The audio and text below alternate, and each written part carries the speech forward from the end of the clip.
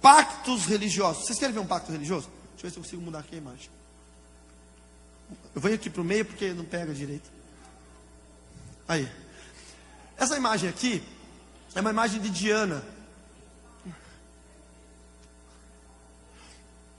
Diana, ela é uma união de uma deusa grega chamada Afrodite, que era a deusa da sensualidade e era a deusa da guerra. Diana era a deusa que tinha uma grande incumbência, era a deusa da lua. Vocês veem a lua atrás e veem aqui na testa dela. E ela tinha uma grande incumbência, que era tirar a psique da pessoa que morria e levar para o mundo dos mortos. Deixa eu explicar a visão dos gregos. Nós somos tricotomistas. Nós somos formados por espírito, por alma e por corpo. Tá, isso está no primeiro livro de Tessalonicenses, primeira epístola de Tessalonicenses, no capítulo 5, no verso 23. E nessa formatação nós entendemos que o corpo se desfaz, ele vira pó. A alma, ela some, porque a alma é a energia vital. E o espírito volta para Deus. Então é assim que funciona. Mas o grego não pensa assim. O grego pensava que era matéria e psique. E quando a matéria morria, para liberar a psique de dentro da matéria, era preciso desfazer o corpo. Por isso que eles cremavam. Então eles tinham um ritual. O ritual era: a pessoa morta era colocado 2 moedas, uma em cada olho. Era colocado num altar para que fosse cremado. Quando o corpo era desfeito, a psique era liberada. Diana ia, pegava a psique da pessoa e levava até o portal entre o mundo dos vivos e o mundo dos mortos. Nesse portal havia uma entidade chamada barqueiro. Com as 2 moedas ela pagava o barqueiro. E o barqueiro pegava a psique, transportava para o mundo dos mortos, entregava na mão de Thanatos. Thanatos é o deus da morte para os gregos. Thanatos levava até o portão do inferno, Abens Inférios, que tinha como guardião um ser espiritual chamado Cérbero, que tinha a forma de um cachorro de 3 cabeças.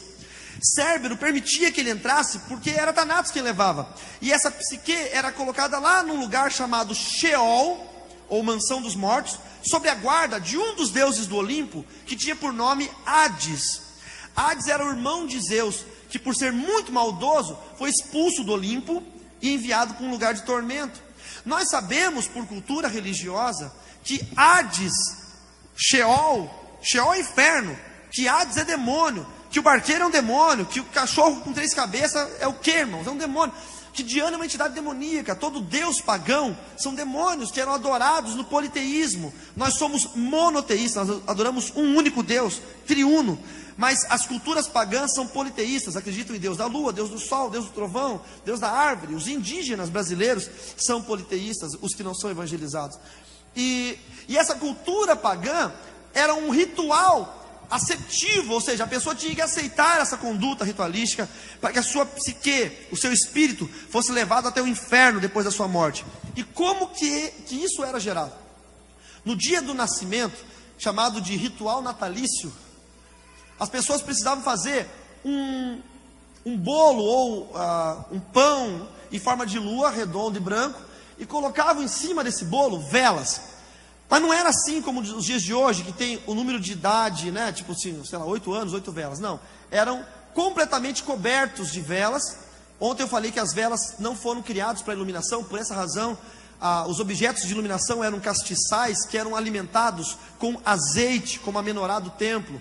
Eram também lamparinas, lâmpadas de azeite. As velas eram objetos de rituais que abriam portais, e até hoje, inclusive, abrem portais. Não há, por exemplo, um ritual da baixa magia ou da alta magia que não tenha uma vela para abrir um portal. Se você for numa cartomante, num leitor de búzios, num quiromante que lê a mão, ele vai mandar você acender uma vela em casa, ou no cruzeiro do cemitério. As velas são existentes para abertura de portais, não são para iluminação. E uma irmã ontem perguntou: e quando acabar a luz? Use uma lanterna. Hoje em dia até celular tem lanterninha. Não acenda a vela sob hipótese alguma.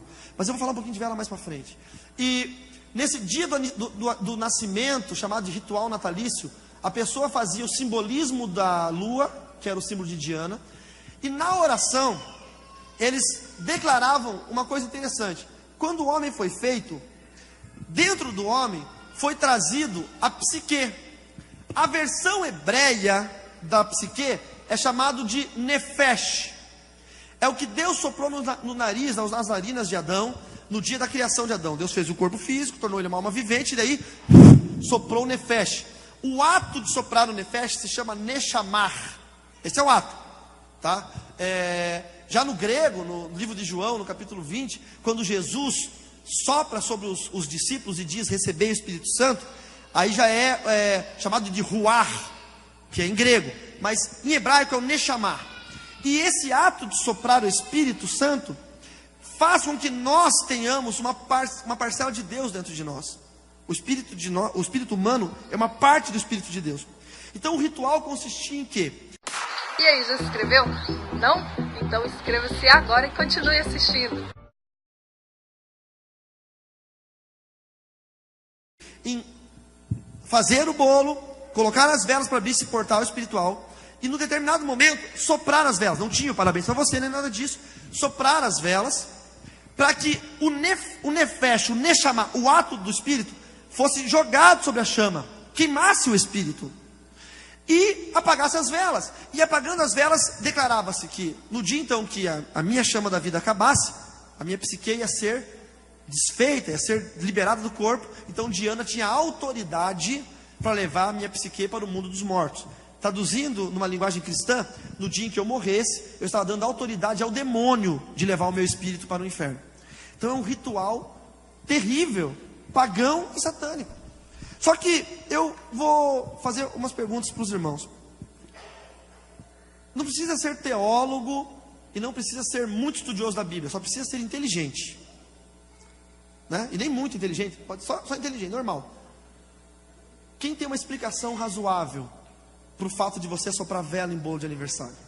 Social, educativa, cultural, ninguém tem. Mas todos fazem. Por quê? Porque o satanismo ensina crianças. E tudo que você ensina para uma criança é irrefutável. Criança não refuta nada.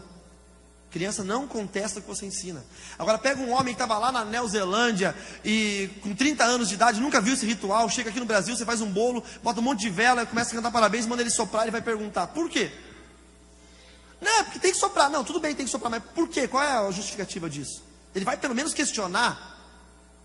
Não é isso? Quando alguém oferece, ontem o pastor me ofereceu uma salada de pepino com uns negócios esquisitos, mas gostoso, doce. Ele falou: prova. Eu falei: mas o que tem dentro? Eu não falei cegamente: vem cá, me dá esse negócio. Você questiona, você quer saber o que é aquilo ali. Mas criança não. Então as crianças foram sendo ensinadas a isso.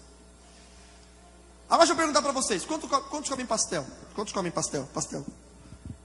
Não é pecado, viu, irmãos? Não é pecado, não é do diabo. Eles têm medo de levantar a mão porque vai: ai meu Deus, vai que é do diabo e eu vou falar que eu como pastel e eu estou endemoniado e ele vai vir orar comigo.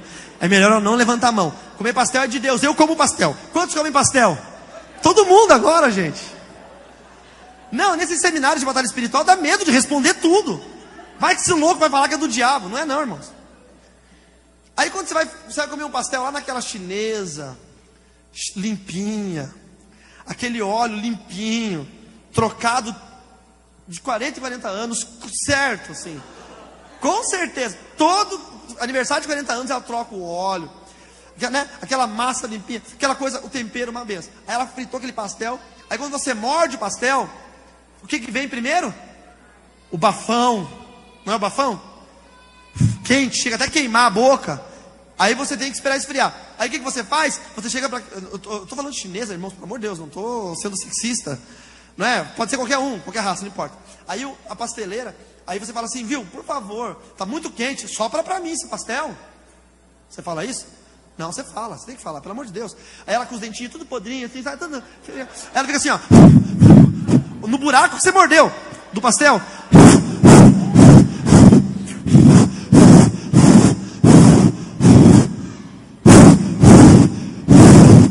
Aí ela devolve o pastel. Ai, pode comer agora, tá frio. Você come? Você não come? Então por que você come bolo que alguém soprou? Se é a mesma ação. É a mesma ação. Só que o diabo é tão sábio que ele bloqueia a tua mente para você não entender que é a mesma e nojenta ação. Eu fui fazer a oração no aniversário de uma senhora que estava fazendo 89 anos. E o infeliz do filho dela resolveu colocar 89 velas em cima do bolo. Primeiro, quando eu vejo vela, eu já me arrepio. Eu já falo, ixi. Aí acendeu. Como é que uma senhora de 89 anos consegue apagar?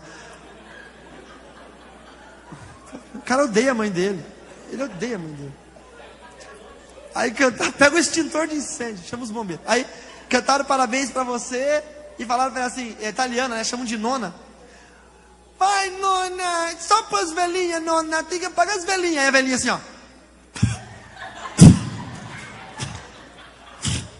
Aqueles catarrinhos assim, tudo caindo na boca. Irmãos, é sério, irmão, a gente devia estar chorando agora. Aí toda família, preste atenção que é revelação isso aqui. É uma revelação. Toda família tem um tio chato. Eu tive um tio chato. Aquele que é o palhação, que é engraçadão, né? Quem tem um tio chato na família? Levanta a mão. Você viu? É revelação isso. Toda família tem um tio chato, que é mais engraçado de todo mundo. Aí tinha um tio chato nessa família. Ele falou assim: nona, tem que tirar a dentadura, nona, para soprar. Eu falei, melhor não. Aí ele falou, cadê os netos e os bisnetos da nona? Aí veio aquele bando de crianças, todo mundo ajudando a nona. Aí, irmãos, foi o festival do catarro gospel. Começou a voar catarro, tudo é lado. Tiraram as 89 velhinhas, partiram o bolo, e daí eu fiz a oração pela velhinha, já não sabia mais que tipo de oração que eu fazia. Aí, nona, para quem vai o primeiro pedaço de bolo, nona?